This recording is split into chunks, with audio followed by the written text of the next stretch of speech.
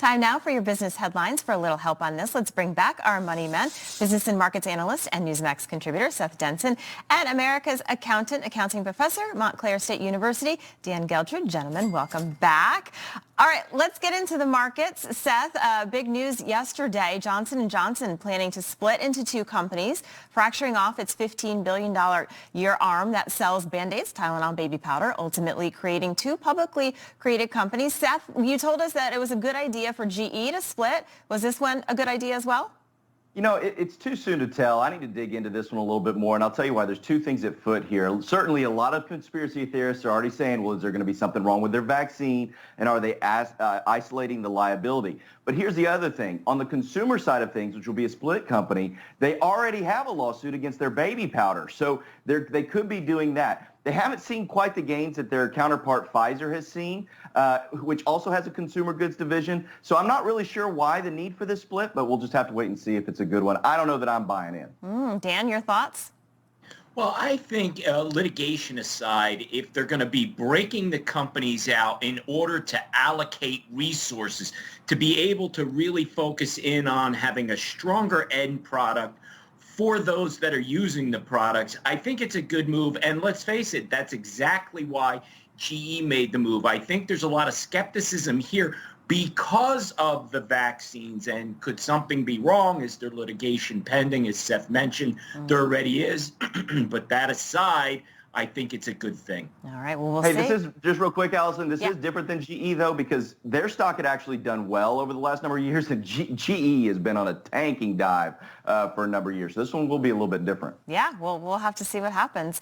All right, so Seth, the number of new unemployment claims falling to yet another COVID-era low. The Labor Department reporting 267,000 new filings last week, but a new survey by PayScale shows as many as 22 million U.S. workers are considered underemployed, meaning they have a job that doesn't utilize their education experience or training, or just working part-time. Seth, how do you think does this skew the numbers? This is interesting.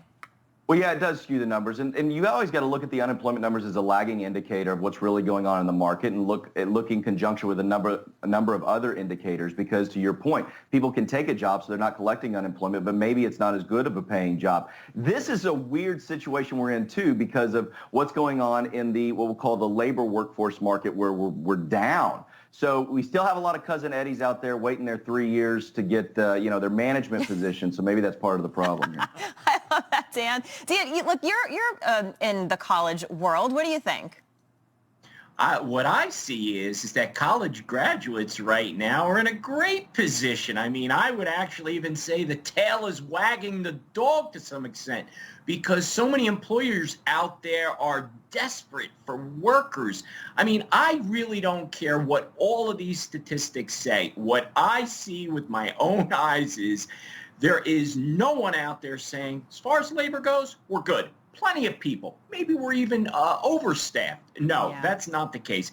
Everyone is looking for people. So forget about what those statistics say. Just look around. It's a desperate situation for employers to find workers. Yeah, absolutely. All right, so the world's richest man, he's now even richer. Elon Musk selling about $5 billion in Tesla shares this week, exercising stock options included in his compensation package. Musk had polled people on Twitter about whether he should sell 10% of his stock holdings in Tesla, saying he would abide by that vote. About 58% of those who responded said yes, sell. Seth, should people like Musk, who be asking people, a lot of them have no idea about any of this, of what to do with his own assets? Isn't that, I mean, it's bizarre.